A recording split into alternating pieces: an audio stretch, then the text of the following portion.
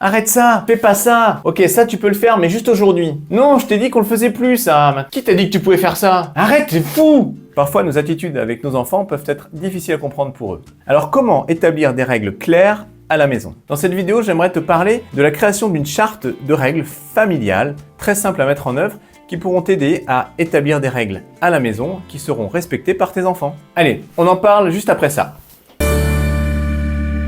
Salut, c'est Bertrand, je suis toujours père de 4 enfants et je te souhaite la bienvenue à bord de Captain Papa. Quand ton enfant commence à grandir, qu'il commence à avoir 2-3 ans, eh bien tu vas vouloir établir des règles avec lui pour lui donner un cadre dans lequel il pourra évoluer. Plus ils grandiront, plus tu pourras établir des règles nouvelles, différentes, mais toujours dans ta vie familiale, comme dans toute société, les règles seront indispensables pour mener à bien une vie sereine. Dans cette vidéo, j'aimerais juste te donner quelques astuces pour créer des règles simples, claires, efficaces, qui pourront être respectées par tes enfants au sein de ta famille. Et bien sûr, si tu n'es pas encore abonné à la chaîne Captain Papa, tu as le temps de le faire juste ici. Je te laisse 2 secondes.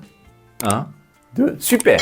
Allez, on commence tout de suite. Pour moi, ce qui a bien fonctionné dans ma famille, c'est de définir des règles assez simples qui gravitent autour de 4 mots-clés principaux. Autonomie, sécurité, respect, solidarité. À partir de ces 4 mots, j'ai pu décliner des règles, comme par exemple se laver tous les jours. Pourquoi? Bien pour se respecter son corps. Certaines familles optent pour des règles très précises, du genre enlever ses chaussures en rentrant à la maison. Pas de nourriture en dehors de la cuisine. De mon côté, j'ai préféré utiliser ces mots-clés, mais toutes les règles sont possibles. L'important, c'est de bien les adapter aux règles de ta maison et à ta situation.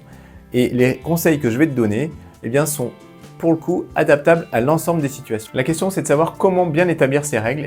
Et pour ça, je vais te donner 8 conseils simples que tu peux appliquer pour établir des règles qui seront respectées. La première chose, c'est d'impliquer les enfants dans la rédaction des règles. Tu organises une réunion, un conseil de famille, dans lequel tu vas évoquer l'objectif de la règle. Tu discutes de l'objectif en famille et tu demandes à tes enfants quelles règles ils aimeraient voir appliquées. Ils seront ainsi plus motivés à la suivre puisque c'est eux-mêmes qui auront décidé de la règle à appliquer.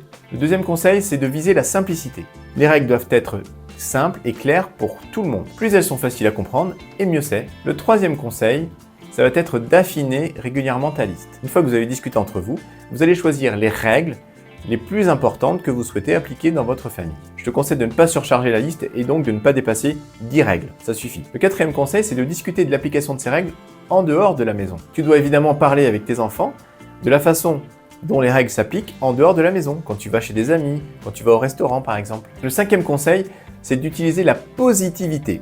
Qu'est-ce que ça veut dire?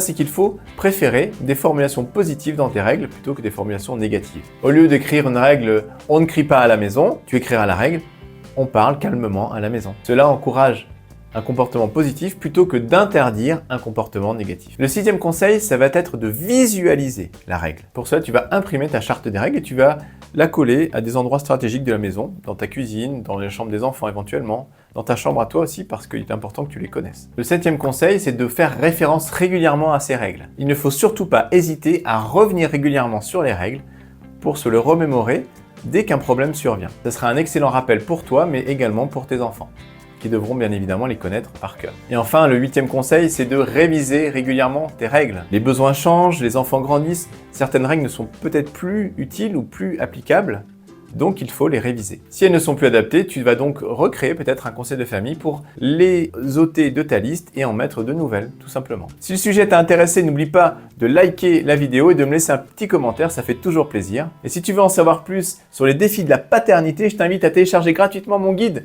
qui se trouve dans la description. Profite bien de ta famille et du reste de ta semaine et surtout, abonne-toi, Moussaillon!